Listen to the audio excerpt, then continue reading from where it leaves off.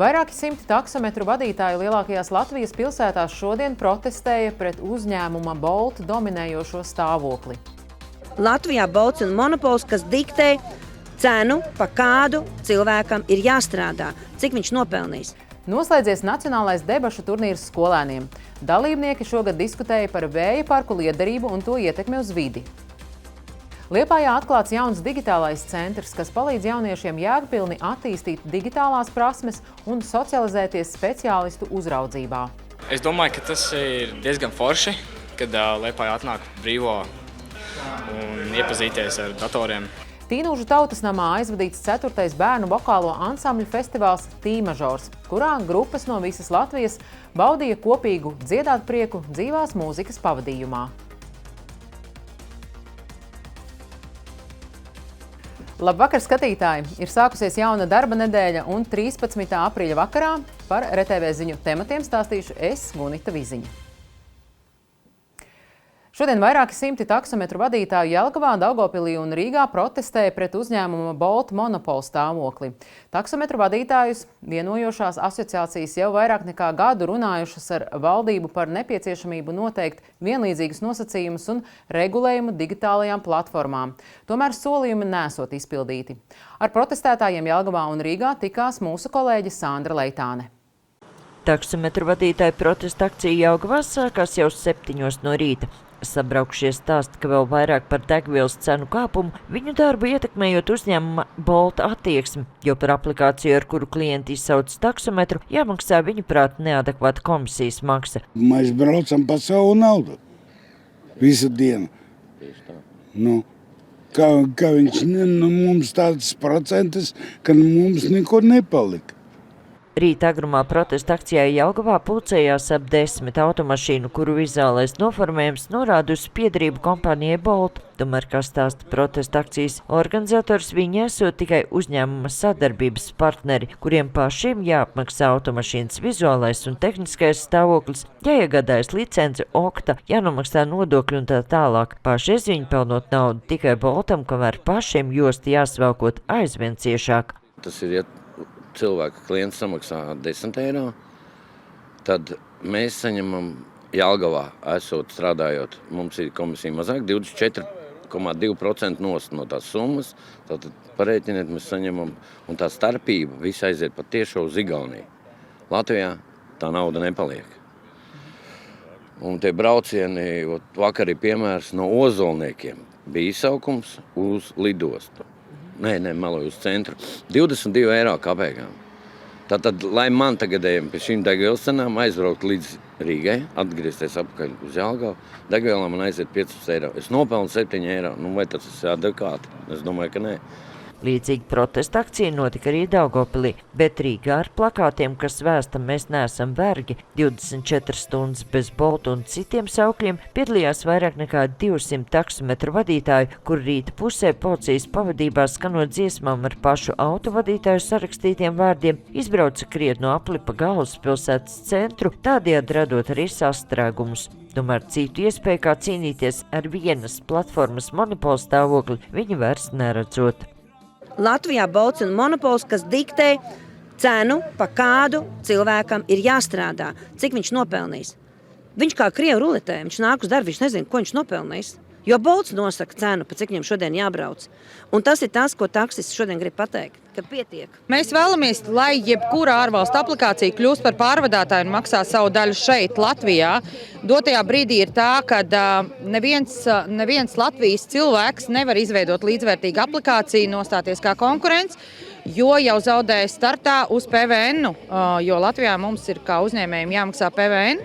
Bolt šai gadījumā Latvijā nemaksā nodokļus un arī nemaksā par savu daļu. Tas viņu šis ienākums tiek ieskaitīts apgrozījumā autovadītājiem, par kuru autovadītājs maksā nodokļus. Mēs atgūstam pilsētu, laužam šo līniju, algoritmā vāžas kritīsim putekļos, mēs esam kapteiņi šajos ūdeņos.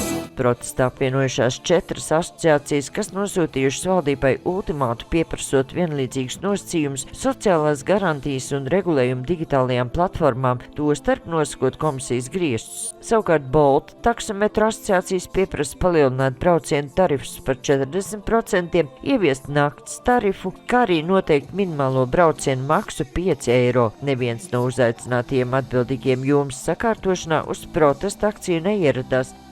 Sandra Leitāne, Andris Pāns, Vidzemes televīzijas speciāli RTV. Satiksmes ministrija rakstiskā komentārā Vidzemes televīzijai gan skaidro, ka nepiekrīt apgalvojumam, ka solījumi nav pildīti, jo pārēja uz jauno modeli notikšot pakāpeniski. Šobrīd sadarbībā ar Autotransporta direkciju izstrādāts risinājums nozares sakārtošanai un atbalstam. Vienota licencēšanas sistēma visai Latvijai, kas paredz skaidru regulējumu arī digitālajām platformām, tostarp komisijas maksas griestu noteikšanu 15% apmērā. Bet tikmēr parlamentā šodien sanākusi 13. jauniešu saima, kurā 100 jaunieši no visiem Latvijas reģioniem iejutās deputātu lomā, un šogad viņi strādās 2 dienas līdzinējās 1 dienas vietā. Lai piedalītos jauniešu saimā, jaunietim jābūt vecumā no 15 līdz 20 gadiem.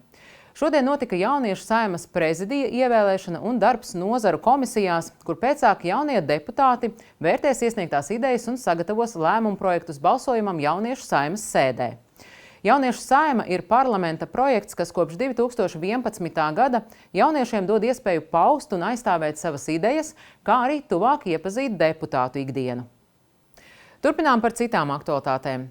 Dabasgāzes kontrakta cena martā bija 52 eiro par megavatstundu, kas ir par gandrīz 59% vairāk nekā februārī. Kā ziņo akciju sabiedrība Latvenergo, cenu svārstības mēneša laikā galvenokārt ietekmēja konflikta spriedze tuvajos austrumos, kas būtiski ietekmēja sašķidrinātās dabasgāzes piegādes.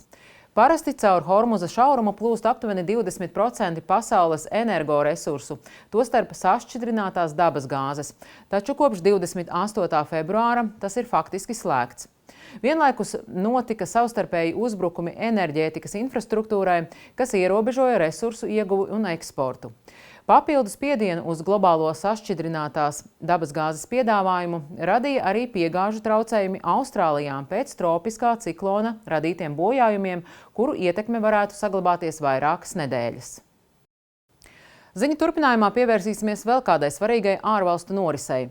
Ungārijas parlamenta vēlēšanās vēsturisku uzvaru guvusi opozīcija. Pētera Maģera vadītā partija Tisa ieguvusi 138 no 199 deputātu vietām, nodrošinot sev konstitucionālo vairākumu, pieliekot punktu 16 gadus ilgušajai Viktora Orbāna ērai. Uzvara ļaus jaunajai varai nevien veidot valdību, bet arī īstenot plašas reformas, tostarp mainīt likumus un pārskatīt līdzšinējo politisko kursu. Zīmīgi, ka pārliecinošu vairākumu palīdzēja nodrošināt tieši Orbāna iepriekš ieviestā vēlēšanu sistēma, kas šoreiz nostrādāja opozīcijas labā. Savā uzvaras runā Maģers paziņoja par Ungārijas atbrīvošanu, uzsverot kursa maiņu ārpolitikā, ciešāku sadarbību ar Eiropas Savienību un mazāku atkarību no Krievijas. Tikmēr Viktors Orbāns jau atzinis sakāvi un apsveicis uzvarētājus, tādējādi signalizējot par mierīgu varas nodošanu. Orbāna valdīšanas laikā Ungārija bija kļuvusi par korumpētāko un nebrīvāko Eiropas Savienības dalību valsti. Ārpolitiski tas skaitēja Ukrainai, vienotai Eiropas Savienības nostājā pret Ukrainu un arī attiecībās ar Krieviju un arī ar Ķīnu. Līdz ar to būs vieglākas dienas Ukrainai un Eiropas Savienībai kopumā, Krievijai grūtāks. Par Ungārijas attiecībām ar Krieviju, neskatoties uz sadarbību enerģētikas jomā, Ungārijai ir iespējas iegādāties energoresursus citviet. Lai gan tas maksās dārgāk, gaidāmais atpūsnis attiecībās ar Eiropas Savienību nozīmē, ka Ungārija kopumā nezaudēs. Maģers jau pieprasīs vairāku augstu amatpersonu atkāpšanos. Tomēr jaunajai valdībai priekšā būs sarežģīti izaicinājumi. Reformas var kavēt līdzšinējai varai lojālo amatpersonu ietekme, īpaši konstitucionālajā tiesā. Neskatoties uz to, rekorda augstā vēlētāju aktivitāte gandrīz 80% skaidri apliecina sabiedrības pieprasījumu pēc pārmaiņām un jauna politiskā kursa Ungārijā. Un turpinām atkal ar Latvijas notikumiem. Ar Ventspils 4. vidusskolas komandas uzvaru vidusskolu grupā debatēs latviešu valodā un Liepājas valsts ģimnāzijas komandas uzvaru vidusskolu grupā angļu valodā, kā arī Liepājas Raiņa vidusskolas komandas uzvaru pamatskolas grupā noslēdzies nacionālais debašu turnīrs skolēniem. Šogad skolēni diskutēja par sabiedrībā aktuālu tēmu, vai ieguvumus no vēja parkiem atsver šo kaitējumu videi. Šo jautājumu devās skaidrot arī Sandra Leitāne. Zaļā enerģija un īpaši vēja elektrostaciju būvniecības ieceres pēdējos gados kļuvušas par karstu diskusiju objektu. Šogad tā bija arī nacionālo debašu turnīra tēma skolēniem no 8. līdz 12. klasē. Mēs sākam ar reģionāliem turnīriem Daugavpilī, Liepājā, Iecavā, Cēsīs un tagad ir noslēgums Rīgā. Līdz ar to te pašlaik ir sapulcējušies teju 140 dalībnieki, no tie ir labākie, kas reģionos tātad uzvarēja. Jā, tā, ka skatīsimies, kā tas notiks, ir gan pamatskolas skolēni, 8. 9. klase, gan vidusskola. Vidusskola pārstāv gan angļu, gan latviešu valodā notiek debates. Katrā debatē izlozes kārtībā vispirms noteica, kura komanda pārstāvēs oficiālo valdības viedokli un kura opozīciju. RTV uzzinātie jaunieši atzina, ka debates bijušas interesants, ieguldīts milzīgs darbs, lai tam sagatavotos, tomēr viegli nesot bijis. Mums bija, ja godīgi, vieglāk būt tieši valdības pusē, bet mēs visu šo te debašu laiku saglabājām neutralitāti, jo debatētājiem jāspēj būt gan valdības pusē, gan opozīcijas pusē, un tāpēc mēs nevarējām ieņemt tādu vienu konkrētu pozīciju. Mans novērojums vispār ir tāds, ka jauniešiem šis te viedoklis īsti nav tik ļoti aktuāls, un tāpēc mēs tieši tās debatas arī tā vieta, kur varētu jauniešiem rosināt šos te viedokļu apmaiņas un aktualizēt šo jautājumu arī jauniešu vidū. Pašreiz Latvijā par vēja elektrostaciju būvniecību izstrādes stadijā ir aptuveni 100 ietekmes uz vidi novērtējumu, un gluži tāpat kā sabiedriskajās apspriešanās, arī skolēnu debatēs karstākās diskusijas ir par to, vai iegūmi no vēja parkiem atsver to negatīvo ietekmi uz vidi. Es domāju, ka šajā reizē opozīcijā var būt grūtāk, jo faktuāli tās negatīvās ietekmes tomēr ir, manuprāt, mazāk nekā tās pozitīvās.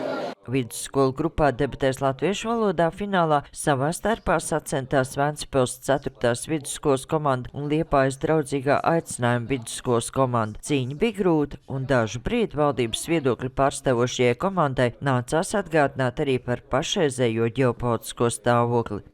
Mēs nevaram būt kā strausi, kas ieliek galvu smiltīs un saka, ka nē, vēja parkiem nē, kur mums jau ir labi ar tiem vēja parkiem, kas mums ir, jo mums ir šeit citi, bet lai patiesi būtu neatkarīgi mūsu ar elektrību, enerģiem, mums ir nepieciešams paplašināt šos mērogus. Un no visiem variantiem vēja parku izveidošana ir Latvijai visizdevīgākais. Ventspils komanda savā grupā šoreiz arī guva uzvaru, bet šīs debates opozicionāri atzīst, ka, lai arī cīnījušies, cik spēka argumentu pret vēja parku izbūvi ir mazāk.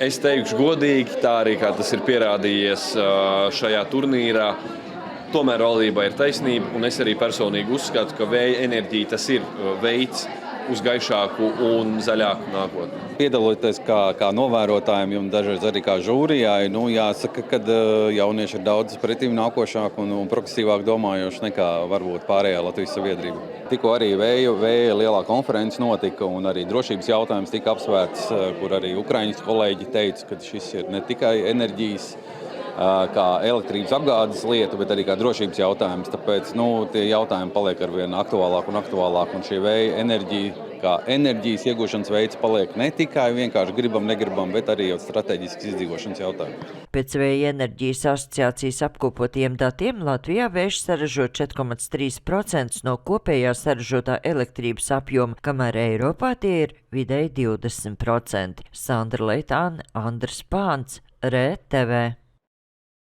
Kamēr sabiedrībā nerims diskusijas par jauniešu pārlieku aizraušanos ar ekrāniem, Liepājā atrasts veids, kā šo nodarbi pārvērst par ieguvumu. Atklāts jauniešu digitālais centrs. Tas ir pārobežu projekts ar Klaipēdu, kur drīzumā izveidos līdzīgu iestādi. Centra mērķis ir mazināt jauniešu izolētību, hobiju pārvēršot vērtīgās prasmēs un attīstīt socializēšanās spējas speciālistu uzraudzībā. Vairāk stāsta Mairis Grietēns no TV Kurzeme. Projekta digitālā jauniešu centra attīstība Liepājā un Klaipēdā ideja ir plašāka par vienkāršu pulcēšanās vietu. Tas ir ilgtermiņa ieguldījums jaunatnes darbā, kas tiek veidots saskaņā ar mūsdienu digitālajām tendencēm. Galvenais mērķis ir izveidot un turpināt attīstīt jauniešu digitālo centru, jo digitālais darbs ar jaunatni ir tāda lieta, kas gan valstiskā, gan starptautiskā mērogā ieņem arvien vairāk tādu svarīgu lomu, tādas tendences, kuras tad ar projektu palīdzību ieviešam, cenšamies izmantot. Jauniešu digitālā centra Main Quest Liepāja atklāšanas pasākumā jauniešiem bija iespēja piedalīties e-sporta turnīrā, izmantot virtuālo realitāti un izmēģināt prasmes mēdīdarbā pie zaļā ekrāna. Tomēr šī infrastruktūra ir tikai redzamā daļa no vērienīgas pārobežu sadarbības ar Klaipēdu. We are partnering with Liepāja municipality and the organization U+ for quite some time now. Mēs jau diezgan ilgu laiku sadarbojamies ar Liepājas pašvaldību un biedrību U+, un mēs zinām, ka tie ir uzticami partneri, kuri spēj sasniegt lieliskus rezultātus. Tieši tāpēc Klaipēdas pilsēta uzaicināja Liepāju un U+ kļūt par partneriem šajā nozīmīgajā projektā. Digitālā pasaule bieži vien kļūst par vidi, kurā jaunieši noslēdz, zaudējot saikni ar reālo dzīvi. Šī projekta uzdevums ir mainīt šo tendenci, piedāvājot drošu un motivējošu koplietošanas telpu. Galvenā problēma pusauģu vidū ir sociālo prasmju trūkums. Viņi neiziet no savām istabām, viņi spēlē savās mājās, viņiem trūkst socializēšanās ar citiem cilvēkiem. Šī projekta galvenais mērķis ir pievilināt jauniešus iznākt ārā, lai spēlētu šajā brīnišķīgajā digitālajā jauniešu centrā un socializētos ar vienaudžiem, kur viņi var saņemt arī citus pakalpojumus, piemēram, psihologu palīdzību, brīvprātīgā darba iespējas un citus. Tieši iespēja piekļūt jaudīgai tehnikai un tikt sadzirdētam ir tas, kas jauniešus uzrunā visvairāk. Es domāju, ka tas ir diezgan forši, kad Liepājā atnāk brīvo, ja mājās nav tik labi kombi, un kad nepavalk tās spēles, var atnāk paspēlēt un iepazīties ar datoriem. Es domāju, tas ir ļoti piemērot jauniešiem, ļoti izplatīts jautājums mūsu starpā un labi iespēja arī izpildīt, parādīt sev visiem. Jauniešu digitālais centrs darbosies pēc grafika, durvis verot pēcpusdienās, lai tehnoloģiju izmantošana neapdraudētu skolas gaitas, bet kļūtu par produktīvu pēcpusdienas nodarbi. Mēs zinām, ka ja mēs jauniešiem kaut ko aizliedzam, tas parasti rada tādu lielu pretreakciju. Veidot to tā, lai jaunietim gan ir interesanti, gan viņš jūtas, ka viņš vienkārši forši pavada laiku, gan te pašā laikā jaunieks kaut ko var iemācīties. Spilgts piemērs, ir dronu simulācijas spēle, kur jaunietis nāk varbūt tīri spēlēt spēli, jo viņi ir uzbūvēti kā spēle, bet te pašā laikā jaunietis apgūst konkrētu praktisku prasmi, kas var noderēt nākotnē. Centra Main Quest Liepāja izveidē ieguldīt vairāk nekā 416 000 eiro. 80% no tiem sēdz Interreg Latvijas-Lietuvas programma, bet atlikušo daļu nodrošina Liepājas un Klaipēdas pašvaldības, kā arī abu pilsētu nevalstiskās organizācijas. Projekts paredzēts īstenot 2 gadus, taču partneri cer, ka tas turpinās darbību ilgāk. Mairis Grietēns, Justs Kurvins, TV Kurzeme. Speciāli RTV. Šodien ap 11:00 uz Liepājas šosejas notika ceļu satiksmes negadījums, kurā bija iesaistītas 5 kravas automašīnas. Valsts policijas rīcībā esošā sākotnējā informācija liecina, ka 1969. gadā dzimis vīrietis, vadot vienu no kravas automašīnām, iespējams neizvēlējās atbilstošu trajektoriju un izraisīja sadursmi ar pārējām automašīnām. Automašīnu sadursmes dēļ bija bloķēta Liepājas šoseja netālu no Tīreļiem. Notikuma vietā mediķu palīdzība bija nepieciešama 2 negadījumā iesaistītajiem. Viens cietušais guvis vidēji smagus ievainojumus un stabilā stāvoklī nogādāts ārstniecības iestādē. Savukārt otrs nav guvis smagus ievainojumus, tāpēc viņam hospitalizācija nebija nepieciešama. Policija turpina noskaidrot notikušā apstākļus. Bet tagad turpinājumā par citām aktualitātēm ziņās īsumā. Lai gan Latvijā šobrīd nav izteiktu etniski organizētu noziedzīgo grupu, valsts policija brīdina, ka ģeopolitiskā situācija un citu valstu pieredze liecina par šādu grupu veidošanās risku tuvākajā nākotnē.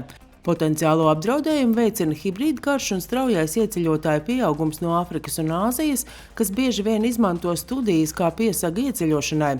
Policijas pārstāve Agita Ozola uzsver, ka šādas grupas ir sarežģīti apkarojamas kultūras un valodas barjeru dēļ, tādēļ nepieciešama pastiprināt uzmanību gan tiesību sargājošo iestāžu, gan valsts politikas līmenī. Gada sākumā Zemgalē policija ir atradusi lielu daudzumu nelegālo cigarešu, ražošanas iekārtas un transportu iekārtu pārvadāšanai. 20. janvārī valsts policija sāka kriminālu procesu par akcizēto preču nelikumīgu apriti. Veicot krimināla procesuālās darbības, tā skaitā speciālo izmeklēšanas eksperimentu, izņemti ap 350 000 dažādu marku cigarešu bez Latvijas akcīzes marķējuma. Savukārt 5. martā kādā angārā Bauskas novadā atklāja tabakas žāvēšanas un smalcināšanas iekārtu, kā arī 600 kg tabakas lapu. Tabakas žāvēšanas un smalcināšanas iekārta bija izjauktā stāvoklī ievietota 2 transporta līdzekļu piekabēs. Tāpat izņemta virkne viltotu Latvijas un Lietuvas transporta līdzekļu reģistrācijas numurzīmju. Šī gada marta beigās visi valsts fondēto pensiju plāni uzrādīja pozitīvu ienesīgumu, kas nozīmē, ka uzkrājumi gada laikā ir auguši. Visstraujāk palielinājās tie plāni, kas lielāko daļu naudas iegulda akcijās, sasniedzot pat vairāk nekā 11% pieaugumu. Mērenāku, bet stabilu kāpumu uzrādīja sabalansētie un konservatīvie plāni, kuru ienesīgums svārstījās no aptuveni 1 līdz 5%. Šie dati liecina par veiksmīgu periodu finanšu tirgos, kas palīdzējis vairot iedzīvotāju otrā pensiju līmeņa uzkrājumus. Infrastruktūras uzlabošanas darbu dēļ starptautiskā vilcienu satiksme maršrutā Talline, Tartu, Rīga, Viļņa no šodienas līdz piekdienai 17. aprīlim būs pārtraukta. Sestdien 18. aprīlī un svētdien 19. aprīlī reisi uz Rīgu un Viļņu kursēs tikai līdz Tartu. Regulārā vilcienu satiksme starp Talline un Rīgu tiks atjaunota pirmdien 20. aprīlī. Rīgas līča ziemeļu daļā kūst pēdējie ledus gabali. Svētdien satelīta attēlos bija redzams, ka ledus gabali saglabājas ziemeļos no Roņu salas, arī vietām pie Igaunijas piekrastes vēl ir ledus. Arī citviet Baltijas jūrā kūst pēdējais ledus, tas ir vēl vietām Somu līča ziemeļa austrumu daļā un Botnijas līča ziemeļos. Ūdens temperatūra Latvijas piekrastē pat laban paaugstinājusies līdz 2,7 grādiem, liecina Latvijas vides ģeoloģijas un meteoroloģijas centra informācija. Vakar Ogres novadā Tīnūžu tautas namā ar spilgtām dziesmām izskanēja jau 4. bērnu vokālo ansambļu festivāls Tīmažors. Tajā pulcējās 10 vadošās ansambļu grupas, kas dziesmas izpildīja neierastā veidā ar dzīvo mūzikas pavadījumu un īstiem mūziķiem.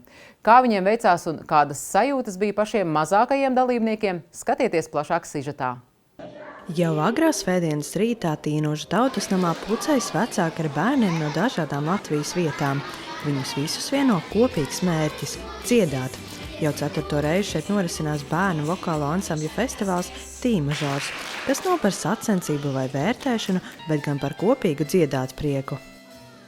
Manā uztverē pats svarīgākais ir uzvarēt cīņā ar sevi un uzvarēt pašam sevi. Un uzkāpjot uz skatuves daudzu cilvēku priekšā, mēs katrs uzvaram pats sevi.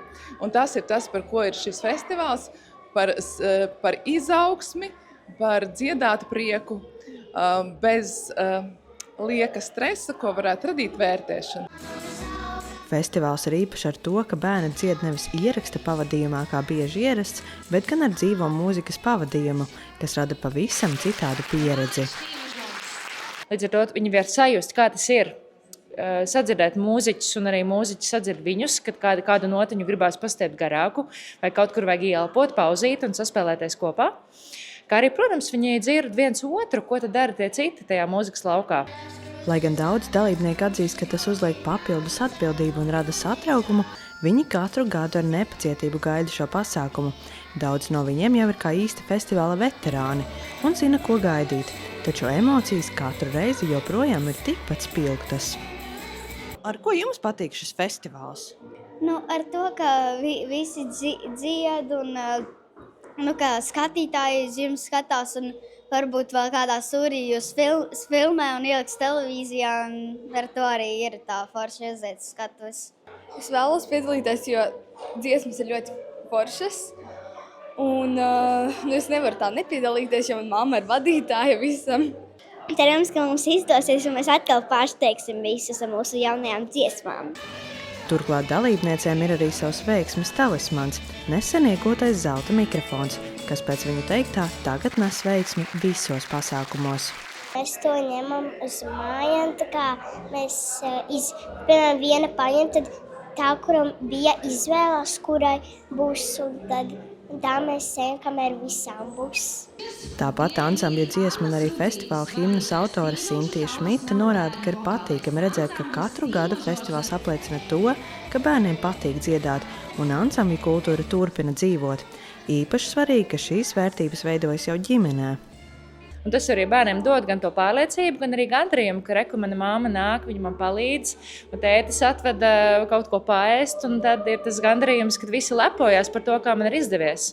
Un tad jau arī tas mūzikas prieks ir, viņš paliek ilgtermiņā, ja tā ģimene ir līdzi un to visu piedzīvo, nevis tikai atved, aizbrauc prom. Un lai gan šobrīd bērniem tas šķiet kā patīkama laika pavadīšana un iepazīšanās ar mūziku, patiesībā nākotnē no viņiem var sagaidīt daudz vairāk. Mums jau jāņem vērā tas, ka īpaši Latvijā, un ne tikai Latvijā, šie visi bērni, kas tagad dzied vokālajos ansambļos, tie pēc tam ir tie labie dziedātāji visos koros. Kāpēc labie dziedātāji? Tāpēc, ka viņi pieraduši ļoti klausīties, ausīties, sastrādāties viens ar otru, jo ansamblī tas nav dziedāt korī, tas ir daudz grūtāk. Tev ir reizē jāpaņem elpa, tev ir papildus uzdevumi, kustības, pārvietošanās, mikrofons, tuvāk, tālāk, jāskatās tur. Un pēc tam šie bērni, kas ir tieši ansambļos uzauguši, pēc tam korī, tie ir tie labākie dziedātāji.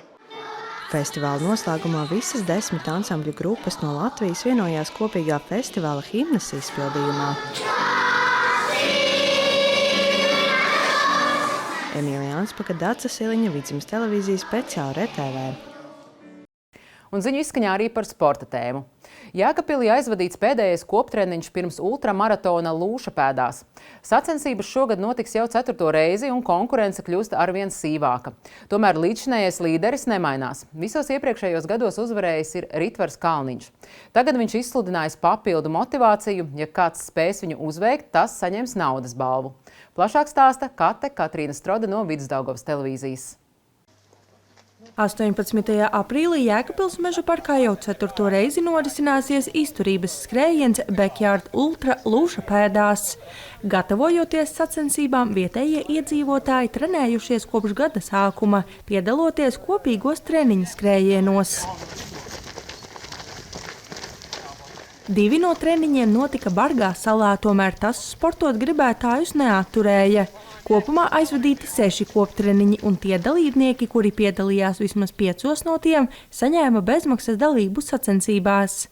Viens no viņiem ir jēkabpilietis Aivars Meldrājs. Es šīs sacensības uzturu kā labu sev pārbaudījumu un tādu nopietnu treniņu. Un citos gados cik daudz apļus ir sanācis noskriet, un kāds plāns šogad? Katru gadu kāpinu. Sāku ar 5, tad 7, tad 10, šogad manīs. Backyard Ultra formātu Latvijā ieviesa jēkabpilietis Aivars Bondars. Arī viņš pats piedalās Lūšapēdās. Pērn pieveikti 27 apļi. Ātriem skrējējiem un nepacietīgiem jauniešiem, ja šeit tas formāts nemaz nav tik atbilstošs, jo tev te ir vajag lielu pacietību, te nevajag skriet ātri. Izturība šeit ir liela. Sportistiem īpaši svarīgs ir arī līdzjutēju atbalsts. Tāpēc organizatori padomājuši, lai sacensību laikā aizraujoši būtu arī skatītājiem. Mums ir sagaidām dažādi muzikāli pārsteigumi un interesants lietas, lai arī skatītājiem būtu gan interesanti, gan arī skrējējiem būtu smaids, ieskrienot finišā, pabeidzot apli. Šogad izaicinājumu ik stundu noskriet 6,7 km garu apli apkārt Radžu ūdenskrātuvei pieņēmuši jau vairāk nekā 120 sportisti. Pārstāvēta būs gan Latvija, gan kaimiņu valstis, kā arī Itālija un Ukraina. Dalībnieku vidū būs arī 3-kārtējais Lūšapēdās uzvarētājs, kurš pērn pieveica 39 apļus, jeb 261 kilometru. Ir pieteikušies iepriekšējā gada līderi, tātad Ritvars Kalniņš, kurš ir izsludinājis citiem dalībniekiem kā mērķi, ja kāds viņu spēs pārspēt, tad viņš pasniegs 1000 eiro tam, kurš ir to paveicis no savas kabatas. Lai viņam būtu interesantāk, viņš arī grib šo sacensību ne tikai uzvarēt, bet viņš grib pacīnīties. Pirmajos 2 gados 24 stundu, jeb 160 km robežu sasniedza 7 skrējēji, bet pērn to paveica jau 23 dalībnieki. Daudziem šā gada starts būs arī iespēja kvalificēties Latvijas izlasei dalībai pasaules komandu čempionātā, kas notiks oktobrī. Lai iekļūtu izlases sastāvā, sportistiem nepieciešams sasniegt vismaz 26 apļus. Kā te Katrīna Strode, Kaspars Daņiļevičs, Vidusdaugavas televīzija, speciāli RTV. Paldies, ka bijāt kopā un skatījāties. Latvijas un pasaules notikumi arī mūsu ziņu portālā RTV.lv. Tagad laika prognoze, bet uzreiz pēc tam Ivo Fomins un Bū viesosies raidījumā Dziesmavots. Lai jums jauks vakars un uz tikšanos jau rītvakar. Visu labu!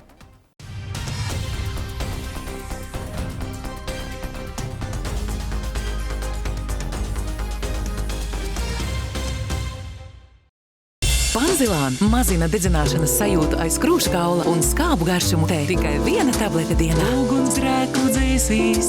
Panzilāna. Naktī būs neliels mākoņu daudzums, bet nav gaidāmi nokrišņi. Valsts austrumos sabiezēs migla. Pūtīs austrumu vējš 0 līdz 5 metri sekundē. Termometra stabiņš vietām vēl noslīdēs nedaudz zem 0 grādu atzīmes, bet lielākajā valsts daļā būs ap +4 grādiem. Dienā gaidāms saulains laiks, pēcpusdienā vietām iespējams īslaicīgs lietus. Pūtīs austrumu dienvidu austrumu vēju 2 līdz 7 metri sekundē. Kurzemē brāzmās līdz 13 metriem sekundē. Maksimālā gaisa temperatūra +13, +15 grādi, Rīgas Līča Kurzemes piekrastē +6, +12 grādi. Nedēļas otrajā pusē laika apstākļi būs daudzveidīgāki. Mākoņu daudzums palielināsies, dažviet gaidāms lietus, bet naktis un dienas kļūs arvien siltākas. Pārsvarā dienās gaiss iesils no +10 līdz +16 grādiem, tomēr vietām Līča piekrastē saglabāsies par dažiem grādiem vēsāks. Arī turpmākās naktis mākoņi daļēji klās debesis, nokrišņi maz iespējami, bet jau uz nedēļas beigām iespējams arī naktīs lietus. Minimālā gaisa temperatūra turpmākajās naktīs +1, +7 grādi.